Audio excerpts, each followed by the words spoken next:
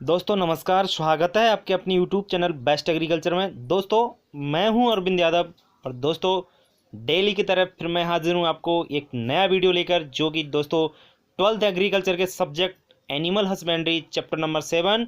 Chapter का नाम है दोस्तों मत्स्य पालन प्रबंध। दोस्तों मत्स्य पालन प्रबंध को लेकर आए हम। दोस्तों ये जो चैप्टर है दोस्तों आपके 12th में 2 नंबर का दोस्तों चैप्टर है। 2 नंबर का इससे क्वेश्चन आता है आपके एग्जाम में।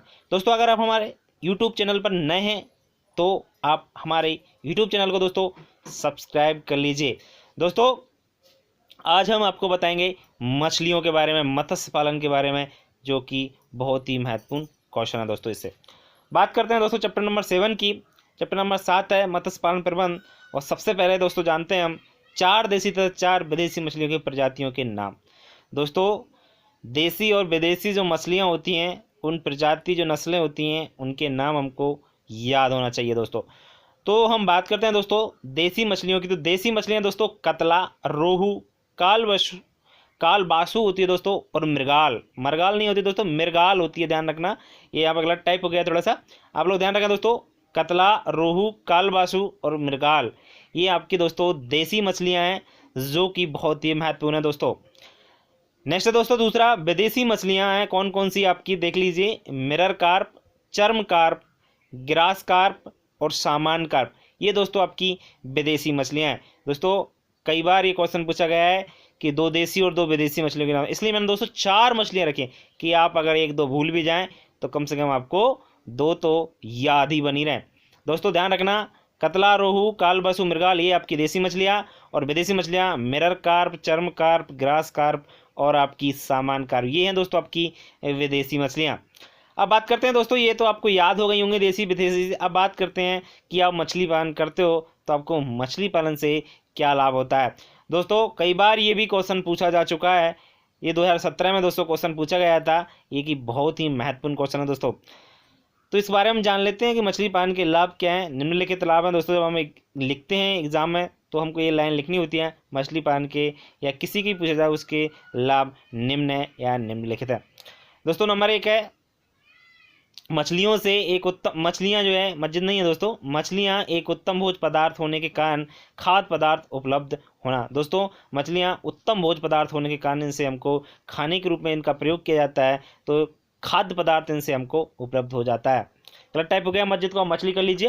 दूसरा दोस्तों मछली से संबंधित अन्य व्यवसाय का होना, जैसे मत्स्य तेल, गौन, खाद निर्माण आदि, ये सब चीज़ें भी दोस्तों आपको मछलियों से प्राप्त हो जाती हैं। जैसे मत्स्य तेल, मछलियों का तेल प्राप्त होता है, बहुत ही महत्वपूर्ण होता है दोस्तों इसका तेल, जो कि बहुत सारे रोगों में काम आता है।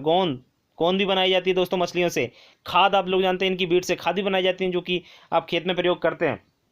आगे बात करते हैं दोस्तों गांव एवं शहरों में लोगों को रोजगार प्राप्त हो। सही बात है, अगर मछली पालन करते हैं वहाँ पर तो वहाँ के जो लोग होते हैं उनको भी रोजगार मिल जाता है, बहुत सारे लोग वहाँ पे काम करते हैं। चौथा है दोस्तों ग्रामीण लोगों की आय में वृद्धि होती है। बिल्कुल सही बात है, जब रोजगार मिलता है तो आप लोग ऑब्वियसली कह सकते हैं ग्रामीण लोगों की आय में भी क्या होती है, वृद्धि होती है। दोस्तों ये थे मछली पालन के लाभ। आगे बात करते हैं दोस्तों कतला मछली की प्रमुख विशेषताएं लिखी, जो कि महत्वपूर्ण क्वेश्चन है दोस्तों। 2019 में इस क्वेश्चन को पूछा गया कि कतला मछली की प्रमुख विशेषताएं बताइए। आपकी एक कतला जो मछली है वो आपको पता है देसी मछली है।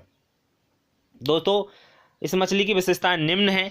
पहली बात करते हैं दोस्तों, कतला मछली का जो थूथन होता है वो चौड़ा होता है, इसका जो मुंह होता है वो बड़ा होता है, एवं निचले ओंठ काफ़ी उभरे होते हैं। दोस्तों निचले ओंठ कैसे होते हैं, काफ़ी उभरे हुए, मतलब बाहर की ओर निकले हुए, थोड़े से उभरे हुए होते हैं। आप समझ गए होंगे दोस्तों, थूथन चौड़ा, मुंह बड़ा और निचले ओंठ काफ़ी उभरे होते हैं। पहला लक्षण तो ये है, पहली विशेषता ये है आपकी कतला मछली की। दूसरी है दोस्तों यह सबसे तीव्र गति से वृद्धि करती है। जितनी भी देसी मछलियाँ हैं दोस्तों, कतला एक ऐसी मछली है जो छोटी से बड़ी, मतलब एकदम वृद्धि करती है, सबसे ज़्यादा तेज बढ़ जाती है, मतलब 8 दिन में ही बड़ी हो जाती है, 15 दिन में बहुत बड़ी हो जाती है। तो कहने का मतलब दोस्तों ये है, ये सबसे तीव्र गति से वृद्धि करती है कतला मछली। दोस्तों तीसरा पॉइंट है, इनका शरीर बड़े बड़े सल्कों से घिरा होता है। इसके ऊपर सल्क पाए जाते हैं जो कि पंखों की तरह होते हैं, और उन सल्कों से पूरा, पंखों जैसे होते हैं दोस्तों सल्क, जिसके ये तैरती है, उनका शरीर बड़े बड़े सल्कों से क्या होता है, घिरा रहता है। चौथा है, इसकी जो लंबाई होती है 180 सेंटीमीटर तक होती है। जो मछली होती है कतला, उसकी जो लंबाई है, बात करें लंबाई की, तो इसकी लंबाई लगभग 180 सेंटीमीटर तक होती है। दोस्तों ये है आपकी कतला मछली की विशेषताएं बहुत ही सिंपल है, आप एक बार इनको देख लीजिए। आगे बात करते हैं मछली के परिपूरक आहार के दो प्रकार लिखिए। दोस्तों मछली जो होती है उसके लिए जो भोजन होता है परिपूरक, उसके प्रकारों की बात कर रहे हैं। तो दो प्रकार के हैं। सबसे पहले की बात करते हैं वनस्पति मूल के आहार। क्या है दोस्तों? पहला वनस्पति मूल के आहार। तो इसमें क्या क्या आता है दोस्तों? इसके अंतर्गत चावल की भूसी, अनाज का चूरा, सोयाबीन, सरसों, तिल, अलसी आदि की खली आती हैं। दोस्तों ध्यान रखें, आपकी वनस्पति से मतलब आपका जो भी जिसे पौधों से प्राप्त होता है आपका, जिसे आप भूसी अनाज सब लोग जानते हो, चावल की भूसी होती है आपकी, अनाज का चूरा बच जाता है वो जैसे आटा छानने के बाद बचता है वो बात कर लेते हैं।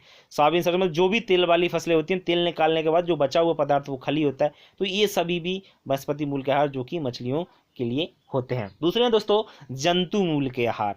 जंतु मूल के आहार कैसे होते हैं इनको जान लेते हैं दोस्तों। थोड़ा सा जंतु यानी जीवों की बात कर रहे हैं। इसके अंतर्गत मत्स्य चूर्ण, मतलब मछली, कोई मछली है तो उसका चूर्ण, जानवरों के ताज़ा मांस, जानवरों का क्या मांस भी इनको खिलाया जाता है, मांस व रक्त मतलब ब्लड भी ये खाती हैं आपका। झींगा मछली, हड्डी का चूरा आदि भी इसके अंतर्गत जंतु मूल आहार के अंतर्गत आता है। दोस्तों ये थे आपके परिपूरक आहार जो कि मछलियों के लिए महत्वपूर्ण था। अब बात करते हैं दोस्तों नेक्स्ट जो क्वेश्चन है, मछली बीज खरीदते समय रखी जाने वाली कोई दो सावधानियां लिखी। तो मछली बीज खरीदते समय कौन कौन सी सावधानियां आपकी जो रखी जाती हैं, तो निम्न सावधानियां हम रखते हैं। कौन कौन सी, कैसे कैसे रखते हैं, इनके बारे में थोड़ा सा हम डिस्कशन कर लेते हैं दोस्तों। सबसे पहला है दोस्तों मत्स्य बीज के स्वास्थ्य की जांच करनी चाहिए। जब आप बीज खरीद रहे हो मछलियों का तो सबसे पहले तो उसकी स्वास्थ्य की जानकारी लेना चाहिए कि वह बीमार मछली का तो नहीं है, बीमार तो नहीं है। यदि मत्स्य बीज का शरीर समरूप का मतलब समान रूप एक जैसा हो एवं रंग हल्का हो, हरा, रंग कैसा होना दोस्तों? हल्का हरा हो, तथा जो गलफड़े होते हैं जिनसे श्वास लेती हैं मछलियाँ वो चमकीले हों और लाल हों, तथा मत्स्य बीज स्वस्थ होते हैं। गलफड़े चमकीले और कलर कैसा हो उनका? थोड़ा लाल सा हो, तो वह समझना चाहिए मछली का बीज कैसा होता है? स्वस्थ होता है, एकदम स्वस्थ। तो दोस्तों हम जांच कर सकते हैं मछली का जो बीज होता है वो एकदम बढ़िया कैसा होता है, तो आप समझ सकते हो। दूसरा दोस्तों उस प्रकार के मछली के बीज खरीदना चाहिए जो अपने तालाब की परिस्थितियों में अधिक से अधिक वृद्धि कर सके तथा प्रजननशील हो। बिल्कुल दोस्तों इस प्रकार का हमको मछली का बीज खरीदना चाहिए। पहले दूसरी सावधानी ये रखनी है कि जो तालाब है जिसमें मछलियों को हमको पालना है, वहाँ की जो भी परिस्थितियाँ हैं, गर्मी है, सर्दी है, कैसा तालाब है, कैसा वहाँ की जलवायु, कैसा पानी है, तो वहाँ की परिस्थितियों में अपने आप को ढाल लें और वहाँ पर अधिक से अधिक वृद्धि कर सकें और प्रजननशील भी हो, मतलब अधिक से अधिक प्रजनन भी कर सकें। दोस्तों ये थी आपकी मछली बीज खरीदते समय रखी जाने वाली दो सावधानियां जो कि बहुत ही महत्वपूर्ण है। आगे बात करते हैं दोस्तों बीड फिशेज। दोस्तों नेक्स्ट क्वेश्चन जो है बनता है बीड फिशेज क्या है, कोई दो उदाहरण दीजिए। दोस्तों होंगे तो आप देखें बीड फिशेज क्या है, कोई दो उदाहरण लिखिए। तो बीड फिशेज क्या होता है दोस्तों इसको जान लेते हैं हम लोग, बहुत सिंपल है।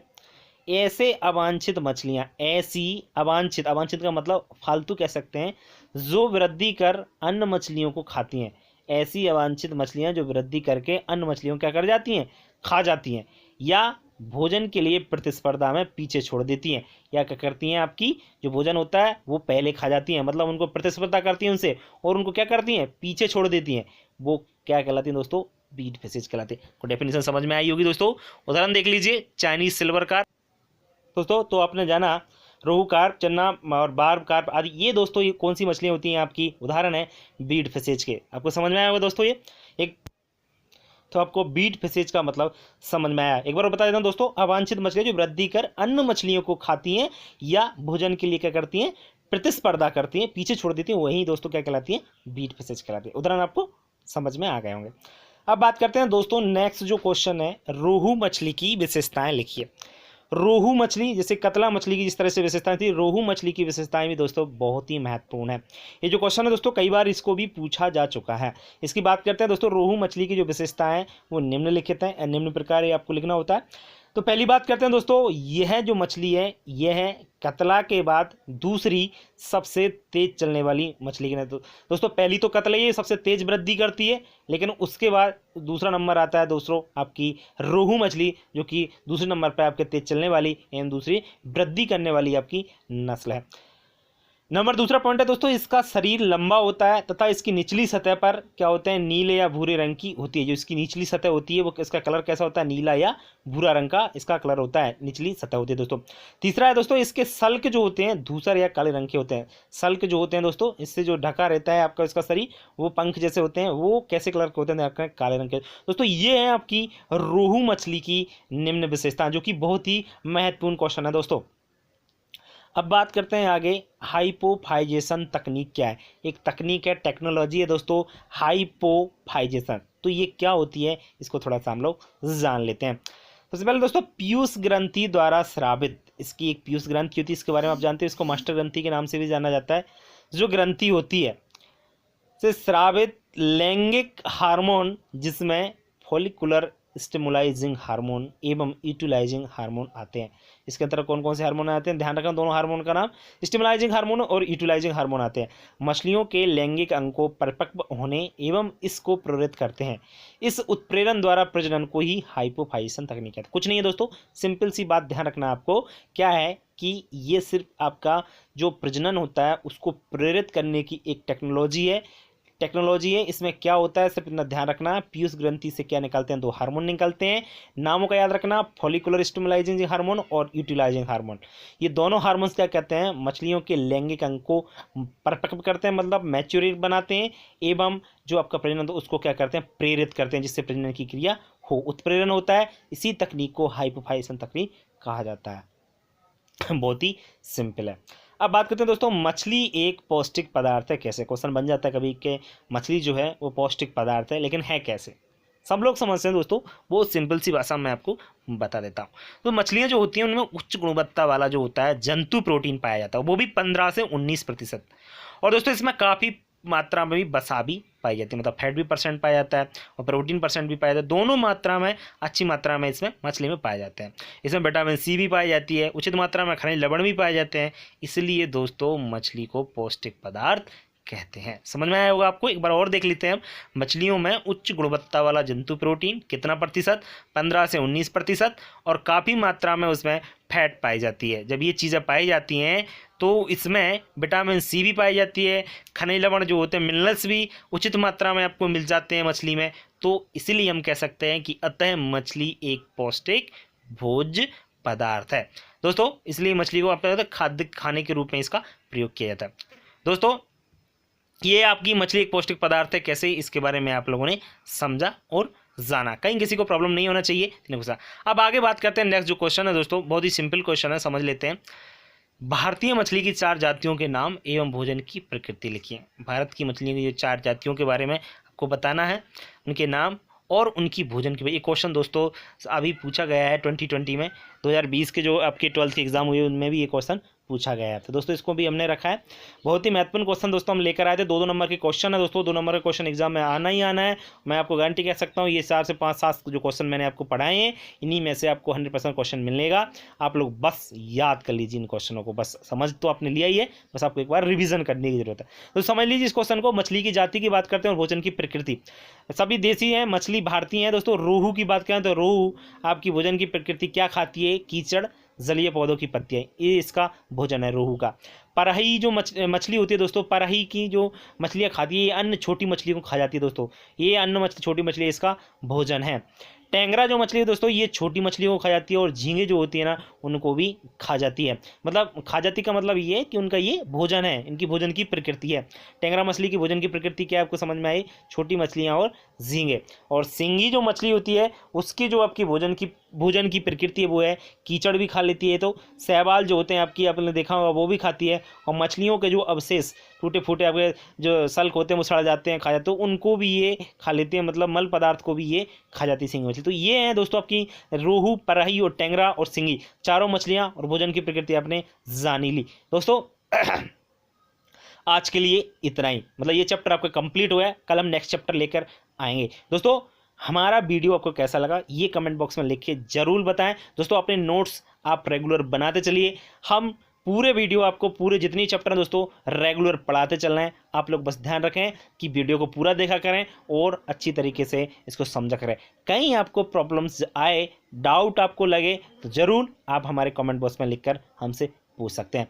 दोस्तों आज के लिए इतना ही, और आप हमारी वीडियो को लाइक करिए, अपने दोस्तों को शेयर करना बिल्कुल ना भूलें दोस्तों, और आप जो चैनल है उसको सब्सक्राइब कर लीजिए दोस्तों, बेल आइकन को दबाना बिल्कुल ना भूलें। दोस्तों आज के लिए इतना ही, कल फिर मिलेंगे। नमस्कार।